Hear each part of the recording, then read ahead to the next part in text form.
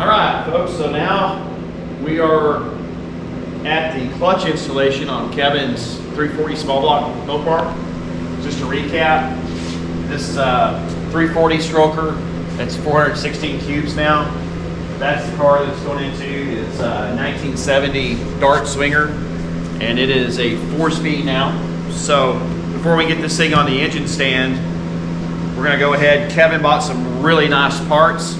So I'm gonna share with you what he bought. He bought a McLeod, part number, looks like it's 75109, Street Pro Mopar 10.5 by 1 by 23. It's a 23 spline. Yoke the kit, man, it's really nice. I use McLeod on my stuff as well. McLeod makes great stuff. So here's the clutch, or excuse me, the pressure plate. Comes with a spline, comes with a throwout bearing, comes with a clutch, and also important, the bushing. Making sure. Yep. So we're gonna have to install the bushing, obviously, before. This is a stroker crankshaft, so it didn't have a bush. They don't know if you're running automatic or a standard, so you don't want to forget this. Here is the clutch. This is the clutch right here. Should be fun. I think this will probably handle everything Kevin needs for this motor here. So over here, get this put up. Spline tool and everything. Here is the flywheel. It's a center force, good stuff. SFI. Here's the part number, 700-400. Again, for a small block Chrysler. Let's open it up, see what it looks like.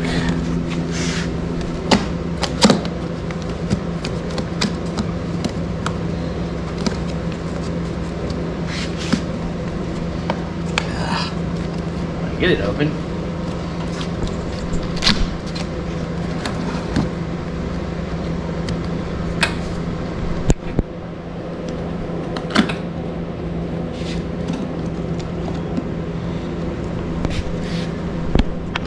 Screwdriver. Okay. Sorry, gotta be smarter than the parts you're working on. Sometimes those boxes are really troubling. Again, here is the clutch. Here's the paperwork. Comes with right here. It's like, I want you to fill all this stuff out. I guess if you have any issues. Not sure.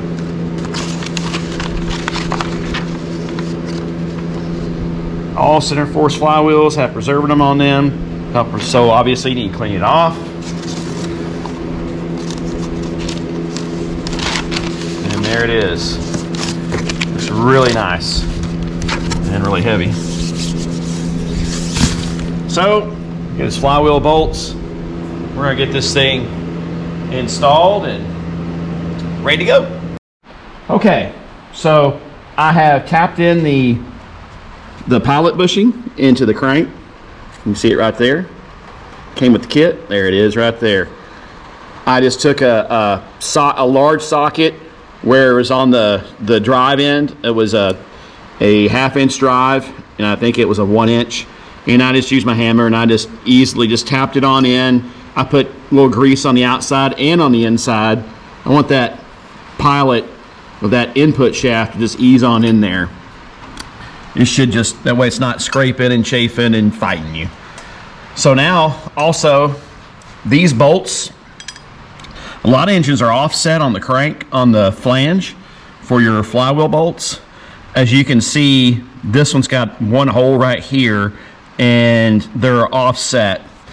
If you look here on the flywheel, I've marked it, but you can see where these bolts are pretty far from each other. So you see these two bolts here, obviously that's your line, that's how you line it up. So let's see if we can get this thing in here.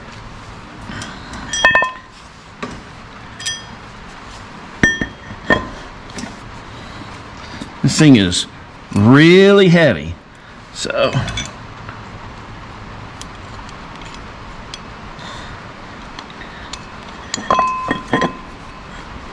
just gotta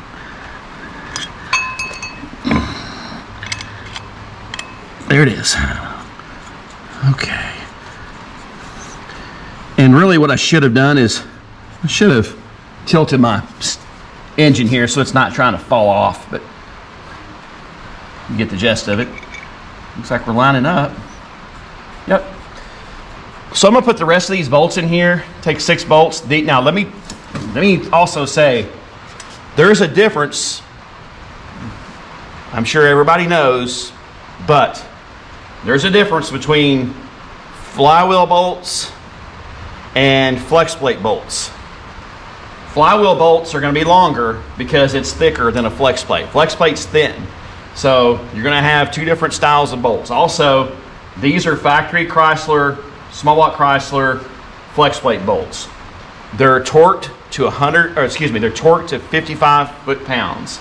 We put, as you can see, it's on my fingers, and I'm going to clean all this back off, but I always use anti-seize when I'm doing stuff like this. Anti-seize is your friend on your exhaust, on the flywheel. It just makes things so much easier. I work in the oil and gas industry, and we built industrial gas turbines. And as you can imagine, a gas turbine, they run at extremely high temperatures. So when they come in for overhaul, being that if you don't anti-seize those bolts, they're next to impossible to remove. So same way on automotive, you want to use anti-seize where you need to. So it's not just on rod bolts and caps and studs, it's back here too. So we're gonna get this on and get it torqued.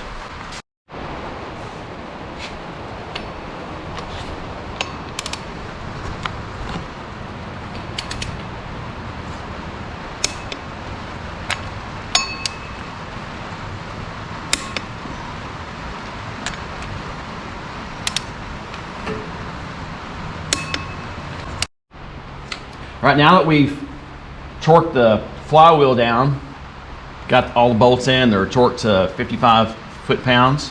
Now we're gonna go ahead and put our clutch in with the supplied spline tool. What I like to do is, I have a bunch of these for Chrysler, GM, and Ford. What I like to do is make sure that this thing fits in there. I'm not fighting the pilot bushing. It fits in there perfectly. So now this is so easy. Take your spline tool, you go in here like this, sit in there like that. Now we're going to take our clutch housing, pressure plate, and we're going to get ready to install. And what I like to do is, I'm going to get this thing on here in a little bit, and I'm going to go around so evenly all the way around, and then I may even back them off when I go to insert if the transmission's fighting me a little bit. I may have to, with the bell housing on, I may have to relax them a little bit, turn the engine over to get it to install, but we'll get to that point later. Right now, we're gonna go ahead and get this installed, see if we're evenly spaced, and let's see where my bolt's at. Like up there, yep. So let's get this thing on. I've got my grade 8 bolts for the clutch. Let's just see how this goes.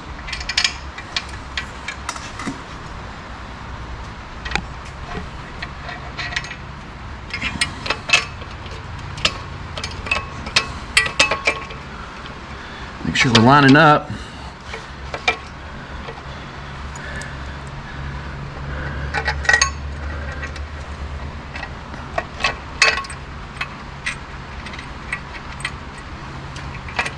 So far, so good.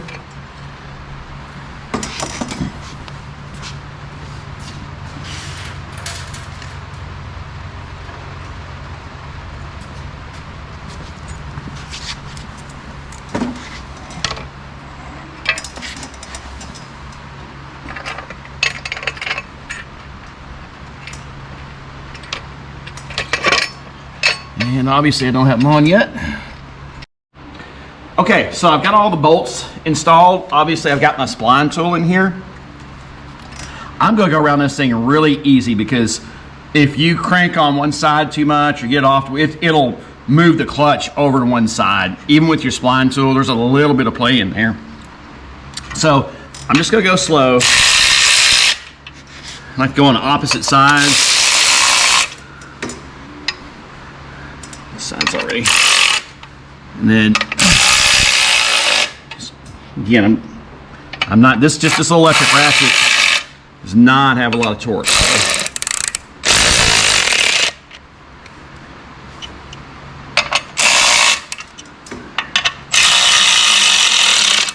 Just going easy.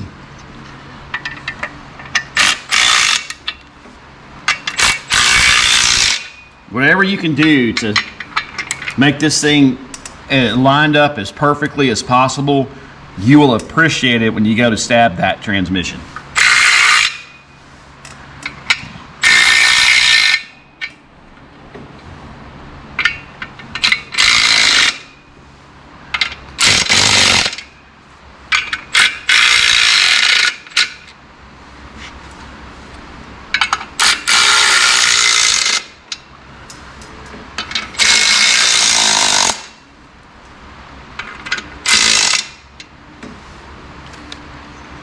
My spline tool is still, see how it's not in a bind. I can still move it in and out.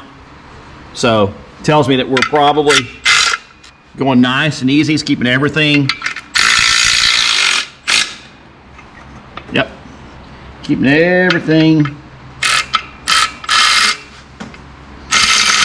Oops. Help me get it on the bolt.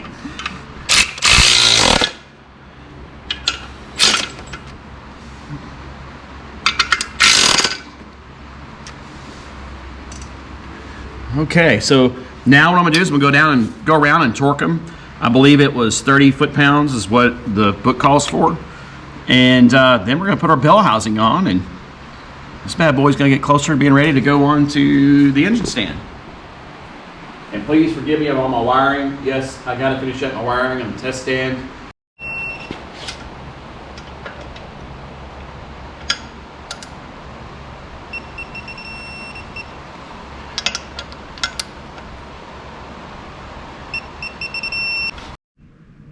All right, so that's it. We got the clutch and pressure plate, flywheel all installed, bell housing, and we finally got the engine installed on the test stand.